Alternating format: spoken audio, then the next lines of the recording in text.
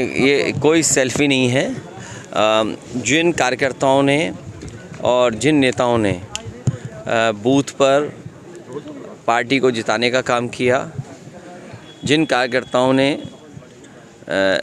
जनता के पास जा कर के और समाजवादी पार्टी के पक्ष में लोगों को जोड़ने का काम किया, उन कार्यकर्ता नेताओं से आज मुलाकात थी। क्योंकि करहल विधानसभा ने अच्छे वोटों से समाजवादी पार्टी को जिताया। जसवंत नगर के बाद अगर किसी विधानसभा ने सबसे अच्छे वोट देकर के जिताया तो वो है करहल विधानसभा।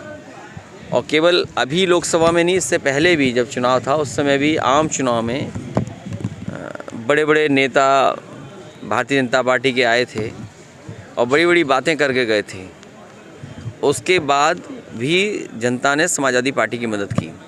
भारतीय जनता पार्टी बात करने में तो है बहुत आगे, इनकी बड़ी बड़ी बातें हैं, लेकिन जब सच्चाई ज़मीन पर देखते हैं तो शून्य दिखाई देता है। जो घोषणा भारतीय जनता पार्टी ने की, आज भारतीय जनता पार्टी को आकलन करना चाहिए कि दिल्ली और लखनऊ की सरकार ने क्या उन वादों को पूरा किया है। आज महंगाई चरम सीमा पर है, बेरोजगारी चरम सीमा पर है और हालात ऐसे पैदा कर दें कि न्याय नहीं मिल सकता। इस सरकार में अब न्याय की उम्मीद मत करिए। अधिकारी और कई ऐसे लोग हैं जो कुर्सियों पर बैठे हैं, वो भारतीय जनता पार्टी के कार्यकर्ता या पदाधिकारी बनकर के फैसला ले रहे हैं। अगर अधिकारी भारतीय जनता पार्टी के नेता बनकर के काम करेंगे तो न्याय कौन देगा। इस सरकार में जनता को न्याय नहीं मिलने वाला।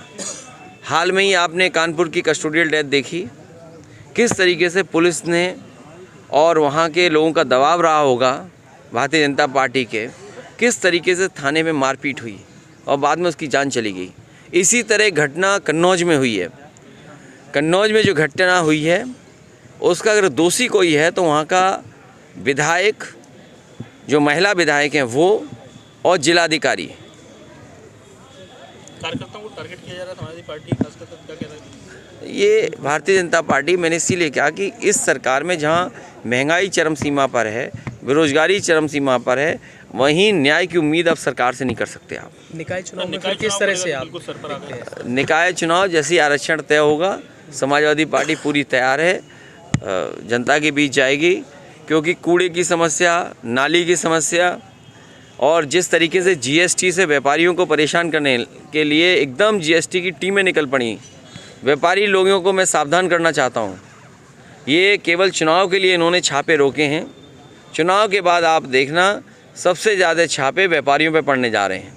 क्या लग रहा है सर, आज खजांची को बुलाया और आपने ट्वीट भी किया कि हर रंग से प्यार है।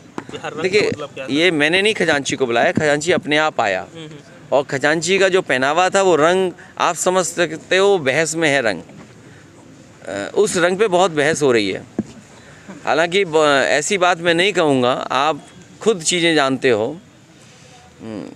भारतीय जनता पार्टी ध्यान हटाने के लिए और जब नाकाम हो जाती है तो ध्यान भटकाने के लिए इस तरह की बहस छेड़ती है। उसमें हमारे मीडिया साथी भी शामिल हो जाते हैं। कौन सा रंग, हर रंग का एक अपना अलग महत्व है। अगर इस रंग का महत्व है तो कोई ऐसा नहीं है जो सम्मान न करता हो रंग का, लेकिन केवल टारगेट इसलिए करना कि वो किसी एक धर्म से जुड़े एक्टर हैं या धर्म से जुड़े लोग हैं, ये भारतीय जनता पार्टी की सोची समझी रणनीति है, षड्यंत्र है और हर आदमी जानता है। देखिए, जब बीजेपी एक्सपोज हो जाए, बीजेपी की ये स्ट्रेटजी एक्सपोज हो गई है, अब बीजेपी को कोई नई स्ट्रेटजी लानी चाहिए। रंग है, जाति है, धर्म है, ये सब स्ट्रेटजी उनकी ख़त्म हो चुकी है। जनता निराश हो गई है। जनता चाहती है महंगाई का कोई रास्ता निकले, कैसे महंगाई कम हो, बेरोजगारी कैसे दूर हो और हमारा प्रदेश और देश कैसे आगे बढ़े। ये तमाम लोग विदेश यात्रा पे गए हैं। मुझे उम्मीद है जब ये मंत्री विदेश यात्रा से लौटेंगे तो अपनी रिपोर्ट ये विधानसभा में टेबल करेंगे। भैया, पहले आजम साहब, उसके बाद और भी कई विधायक, अब इरफान सोलंकी को भी टारगेट किया जा रहा है। जितने भी समाजवादी पार्टी के लोग होंगे और जितने भी पत्रकार निष्पक्ष होंगे वो सब टारगेट पे होंगे। लेकिन जिस प्रकार से निवेश हो रहा उत्तर प्रदेश में, सरकार खूब बड़ा चढ़ाकर प्रचार कर रही है। ग्लोबल समिट फरवरी में। मैंने इसीलिए आपसे कहा कि जितने भी मंत्री और सरकार के लोग गए हैं, ये बुलाने गए हैं लोगों को, उद्योगपतियों को न्योता देने गए हैं, MOU साइन हो रहे हैं। और आप पत्रकार साथी हैं, बुद्धिजीवी हैं, इससे पहले भी कई एक्सरसाइज ऐसी हुई हैं। लखनऊ में कार्यक्रम हुए, दिल्ली में हुए, डिफेंस एक्सपो लगा, बड़े बड़े उद्योगपति बुलाए गए, MOU हुए। मैं ये जानना चाहता हूँ कि जो पहले MOU हुए वो कितने ज़मीन पर उतरे, और जो MOU भारत सरकार से हुए वो ज़मीन पर उत्तर प्रदेश में कितने उतरे। 1 डिस्ट्रिक्ट 1 प्रोडक्ट, भाई 1 डिस्ट्रिक्ट 1 प्रोडक्ट कौन चला रहा था? भारतीय जनता पार्टी चला रही थी। भारतीय जनता पार्टी की सरकार ये बताए मैनपुरी की तम्बाकू है, ये 1 प्रोडक्ट है मैनपुरी का, बताओ तम्बाकू के लिए क्या किया इन्होंने? या और बड़े प्रोजेक्ट चल रहे थे उनके लिए क्या किया काम? अगर मैनपुरी में 1 डिस्ट्रिक्ट 1 प्रोडक्ट में ये बताएं कितना बजट दिया है, इटावा में 1 डिस्ट्रिक्ट 1 प्रोडक्ट में कितना बजट दिया है, फिरोजाबाद है 1 डिस्ट्रिक्ट 1 प्रोडक्ट में कितना इन्होंने बजट दिया है, और फिर जो पहले से इन्वेस्टमेंट मीट हो चुकी हैं उन इन्वेस्टमेंट मीट के माध्यम से किस ज़िले में क्या आया है, कितना पैसा इन्वेस्ट हुआ, ये सरकार क्यों छिपा रही है, बता क्यों नहीं रही? ठीक है। चाचा शिवपाल जी को सर क्या अरे अब क्या बता रहे हो, वो तो चाचा साथ आ गए, अब क्या बोल रहे हो कुछ सर जिम्मेदारी आप देने वाले थे? तुम? हाँ पूछिए कोई जानकारी वाला इंटेलिजेंट सवाल। अरुण राजभर ने अभी थोड़ी देर पहले ये बोला है कि OBC आरक्षण को 52% किया जाना चाहिए। देखिए आप इस चक्कर में मत पड़ो। बीजेपी और बीजेपी के लिए कौन काम कर रहा है? बीजेपी कभी भी संविधान के पक्ष में नहीं है। बीजेपी बाबा साहब भीमराव अम्बेडकर जी के माध्यम से जो हमें अधिकार मिले उसके पक्ष में नहीं है। अभी महंगाई चरम सीमा पर है, आपकी बेरोजगारी चरम सीमा पर है, अभी न्याय नहीं मिल रहा है, और देखना बहुत दिनों बाद आपके वोट डालने का अधिकार भी छीन लेंगे। क्या रामपुर में आपने नहीं देखा? क्या मैनपुरी में आपने नहीं देखा कि कितनी फ़ौज लगाई गई थी?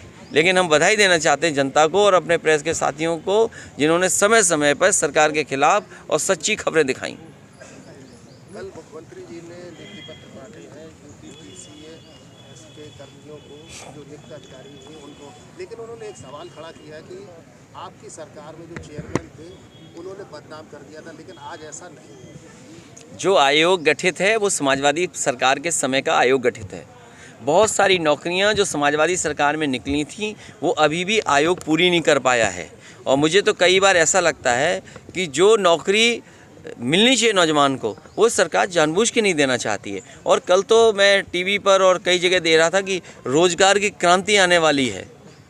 इससे बड़ा झूठ और क्या सकता है बीजेपी वालों का कि रोज़गार की क्रांति। मुझे याद है फर्रुखाबाद में अभी अग्निवीर की भर्ती हुई थी, 1,26,000 लोगों ने फॉर्म भरा, मात्र मुझे लगता 200 नौजवानों को भी नौकरी नहीं मिली। अगर 1,26,000 फ़ौज के लोग नौकरी भरेंगे और 200 की भी नौकरी नहीं मिलेगी तो कितना रोज़गार चाहिए हमें भारत को? इस देश को सबसे ज़्यादा रोज़गार की ज़रूरत है, इस देश को सबसे ज़्यादा नौकरी की ज़रूरत है, इस देश को इतना इंफ्रास्ट्रक्चर चाहिए जिससे लोग अपने आप कुछ काम कर सकें।